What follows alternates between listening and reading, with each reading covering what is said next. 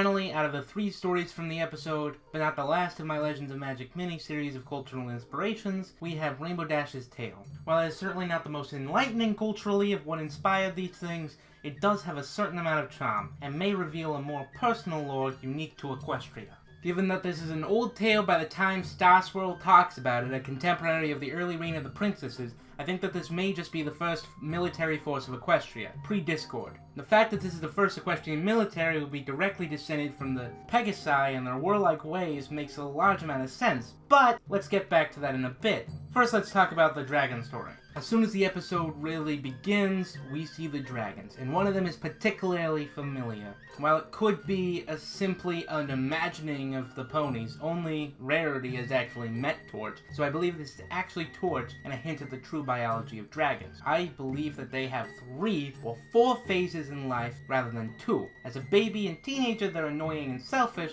but they still have pony-like intelligence in most of their actions.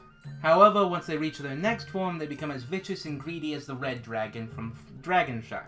This is what we would see here, and it would be the largest portion of their life, as they would become insular and the most dangerous. This would explain why none of them came to Torch's call, and then we have Torch, who at this point would be over 2,000 years old, who would be a dragon elder, strong and intelligent enough to regain a place in dragon society. This would also explain why Torch never went to war with the ponies. Now for this shield. While I can't find any reason for Untitled to be the name of anything, which is the best as I can spell or pronounce the name of the shield, it is also anachronistic for the time period. While it's modified to fit ponies, especially with these exaggerated holes to fit the wings so as to not impede flight, it still appears to be a heater shield. Created in the 12th century, these are far from appropriate for the Roman-inspired guards. However, considering the need for mobility holes, I suppose a Roman shield really wouldn't fit as well. In addition, it is possible that they have advanced far past the Bronze Age and are taking Iron Age tech while still using the same old uniform to preserve their cultural heritage. And that is the point. I think these Sky Guard arms and armor directly lead to the modern day, with a few things like horsehair helmets being kept throughout the centuries. It actually makes sense if we consider that Equestria has a certain cultural heritage to follow of all the classes, and this sort of armor would likely provide a sort of utility among the races as a uniform for those who protect all of them. Now back to the episode, and can we pause for a second to appreciate this shield surfing fire move, and is that Magnus's Cutie mark? Now this might not seem like much, but considering we have never actually seen the other Cutie marks from this time period, and what I spent a good portion of my last 2 videos on, I think I really need to try and piece this out. I can't make heads or tails of it, however I do think that it might be a reference to Legion tattoos, and the colors might be a reference to Firefly's Cutie mark in the first MLP generation.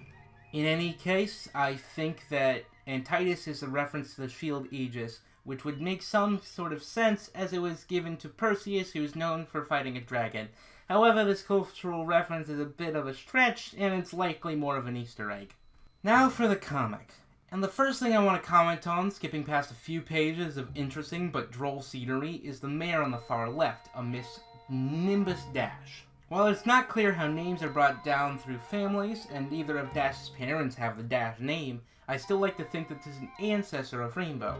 We don't really have that much information on how names are brought down through the centuries, but perhaps maybe some people use a personal middle name rather than a last name as their main name, which would explain a lot. Finally, well, I don't think it's a really cultural thing to say, I think that this is the beginning of the current Griffin-Pony alliance. Also, it's kinda hard to think about, but as far as I can tell, Equestria's border is actually all the way over at Ghetto River, which frankly irks me and probably always will, as I previously thought Equestria was only on the main continent. Anyway, thank you for watching, like and subscribe, and I'll have another video out for you by next week. It may not be a part of this mini-series, and this might even be the end for a while, but I can assure you that I will come back to it, and I will always try to do these sort of cultural things. Thank you. Bye.